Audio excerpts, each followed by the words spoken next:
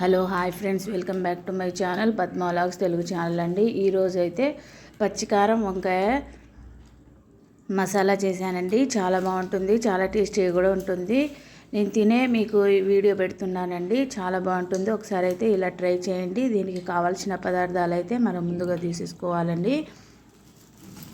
ఒక 2 ఆనియన్ తీసుకోవాలి. ఒక కారం ఉన్న మిర్చి అయితే ఒక 2-3 వేసుకోండి. కారం లేని మిర్చి అయితే ఒక 10-6 వేసుకోండి.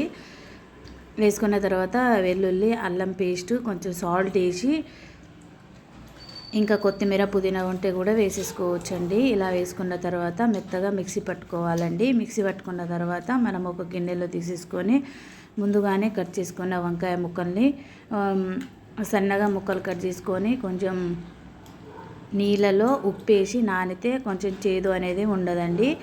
ఇలా ముందుగానే కట్ చేసుకొని పక్కన పెట్టుకున్నారండి. తర్వాత ఒక 2-3 టేబుల్ స్పూను నూనె వేసుకొని మనం తాలింపు గింజలన్నీ వేసేసుకోవాలండి. వేసుకున్న తర్వాత మనము పచ్చిమిర్చి పేస్ట్ ముందుగానే ప్రిపేర్ చేసుకున్న ఆ పేస్ట్ని వేసి ఇలా పచ్చి వాసన పోయేంత వరకు మగ్గనివ్వాలండి. మీడియం మంట మీదనే మగ్గనివ్వాలి. మధ్య మధ్యలో ఇలా కలుపుతూ ఉండండి. తర్వాత కొంచెం పసుపు వేసి కలుపుకోవాలండి. కొంచెం సాల్ట్ కూడా వేసేసుకోండి. వేసుకున్న తర్వాత మెత్తగా ఇలా పచ్చివాసన పోయేంత వరకు కలుపుతూనే ఉండాలండి. తర్వాత మనము ఆనియన్ ముక్కలు తర్వాత మనము వంకాయ ముక్కలు వేసేసుకోవాలండి. ఇలా ఫ్రై అయ్యాక మనం వంకాయ ముక్కలు వేసుకోవాలండి. నేనైతే తెల్ల వంకాయలు వేసుకున్నా. ఏ వంకాయలైనా పర్లేదండి, ఏదైనా తీసుకోవచ్చు.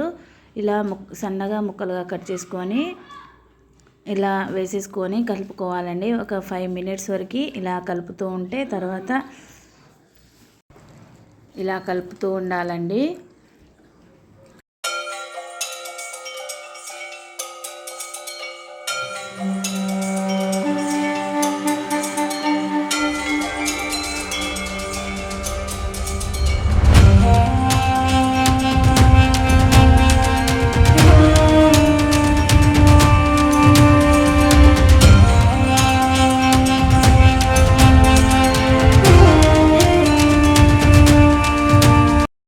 ఇలా ఫ్రై అయ్యాక మనం పెరుగు కూడా వేసుకోవాలండి. పెరుగు వేసుకుంటే ఇంకా చాలా బాగుంటుంది కర్రీ.